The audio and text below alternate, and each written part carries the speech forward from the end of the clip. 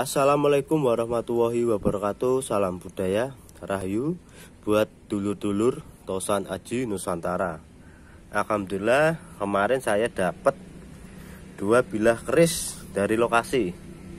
Yang ini termasuk dapur langka unik Lok 11 tanpa sogoan Carito Prasojo. Kita lihat dulu ini yang ladrang Iras Surakarta. Sayang sekali ini patah, perlu direstorasi atau diganti warangka yang bagus biar nanti kelihatan lebih bagus lagi. Namanya juga lokasi, pasti apa adanya. Kita lihat bilahnya. Nah ini dia Lok 5 dapur Pandowo Cinarito. Bisa dilihat ini masih ada bekas minyak dan kemenyan. Nah ini kemenyan.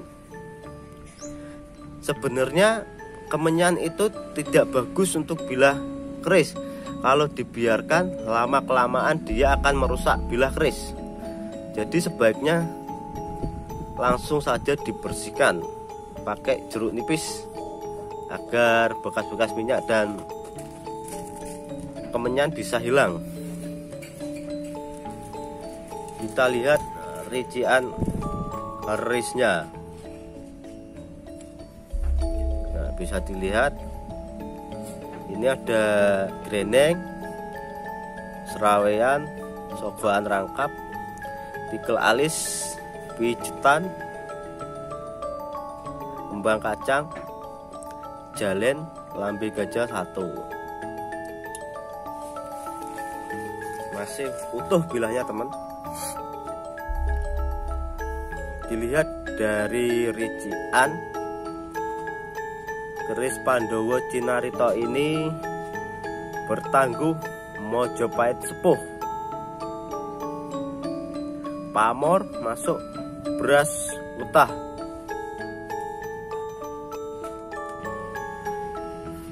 Keris dapur Pandowo Cinarito tergolong populer walaupun sekarang jarang dijumpai karena dianggap bertuah baik bagi orang yang mencari nafkah dengan cara bicara. Keris berdapur Pandowo Cinarito ini dahulu banyak dimiliki oleh para dalang. Hingga kini dapur keris ini banyak diburu oleh mereka yang berprofesi sebagai sales, MC, motivator, pembicara, artis, jaksa, pengacara, dan lain sebagainya. Salah satu pusaka milik Keraton Kasultanan Yogyakarta yang berdapur Pandowo Cinarito adalah Kanjeng Kiai Mulyo Kusumo.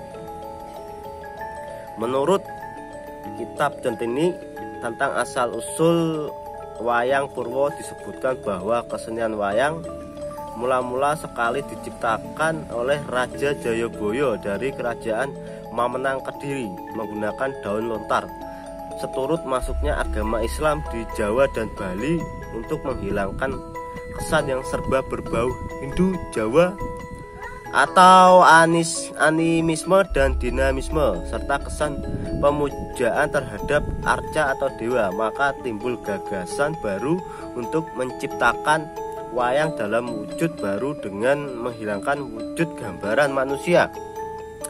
Sunan Kalijogo atau Raden Sahid adalah salah seorang tokoh penyebar agama Islam atau wali di Indonesia yang menggunakan seni pewayangan sebagai salah satu media dakwahnya. Dan satu lagi, beliau membawa keris Pandowo Cinarito untuk menghindari larangan agama waktu itu dan supaya lebih luwes untuk bisa diterima masyarakat luas. Toko-toko tersebut dibuat serpi pipih. Ukuran tangannya dibuat lebih panjang dari ukuran tangan manusia dan dilukis hanya pada selembar kulit. Oleh Sunan Kalijogo, tiap toko diubah, ditata sendiri-sendiri seperti yang kita jumpai sekarang. Uniknya penokohan tersebut justru malah membuat makin tinggi estetika dan nilai seninya.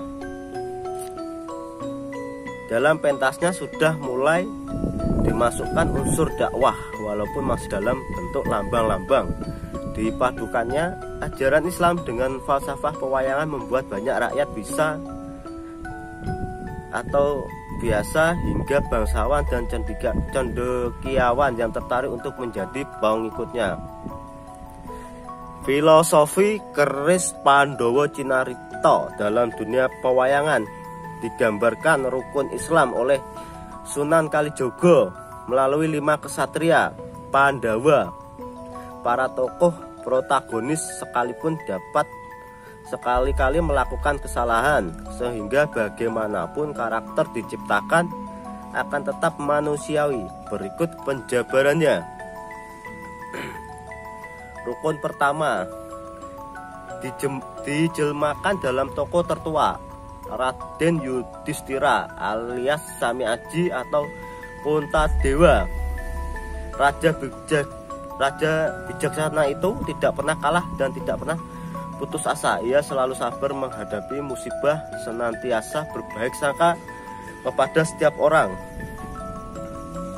Rukun kedua, salat atau fardu, diisyaratkan melalui Raden Werkudara atau Bima Bratasena yang tidak pernah duduk dan selalu siap dengan kuku ponconokonya. Artinya salat 5 waktu tidak boleh ditinggalkan dalam keadaan apapun. Sedang sakit pun salat harus tetap dikerjakan, seperti halnya Bima yang selalu berdiri kokoh setiap saat. Rukun ketiga, puasa dalam bulan Ramadan menggunakan lambang Raden Arjuna atau Raden Permadi, kesatria Pandawa yang paling tampan dan banyak digandrungi kaum Hawa. Persis seperti orang berpuasa, godaan hawa nafsu dan tiba-tiba banyak sekali. Andai kata tidak kuat melawannya, pasti akan jebol pertahanannya. Rukun keempat dan kelima, zakat dan naik haji, digambarkan sebagai 2 kesatria kembar, Raden Nakula dan Raden Sadewa. Mereka adalah tokoh yang tidak sering muncul, sebagaimana zakat dan haji yang hanya diwajibkan bagi orang-orang yang mampu. Akan tetapi tanpa Nakula dan Sadewa, Pandawa akan rapuh dan tidak bisa berdiri tegak. Begitu pula umat Islam. Jika tidak ada para hartawan yang sanggup membayar zakat dan menunaikan haji, fakir miskin akan terancam oleh kekafiran dan pemurtatan. Kesenjangan sosial antara orang kaya dan orang miskin tidak akan terjembatani.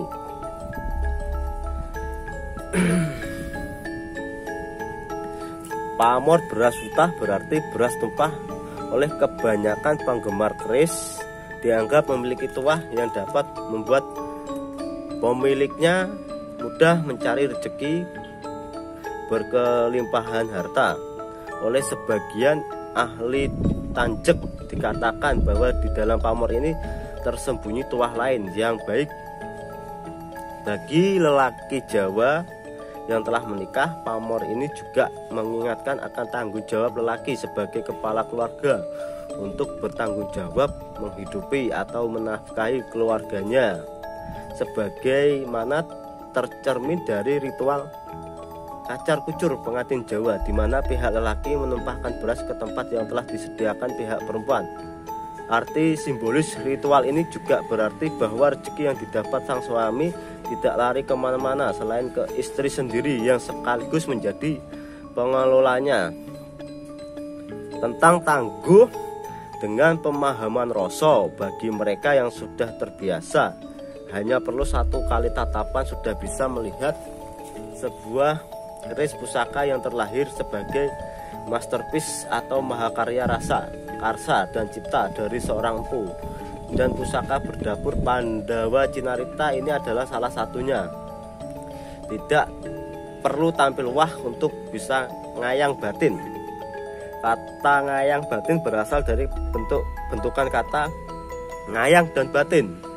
Ngayang bisa diartikan melambung dengan sengaja, sedangkan batin berarti rasa hati. Maka jika ditafsirkan bebas, keris ngayang batin adalah keris yang membuat hati pemiliknya melambung tinggi penuh rasa syukur dan puja-puji kepada keagungan Tuhan. Jadi itulah filosofi tentang keris Pandhawa Jinarita. Ini termasuk masih utuh. Panjang bilahnya 38 cm. Leluknya luwes. Jadi layak untuk dikoleksi. Sekian dan terima kasih.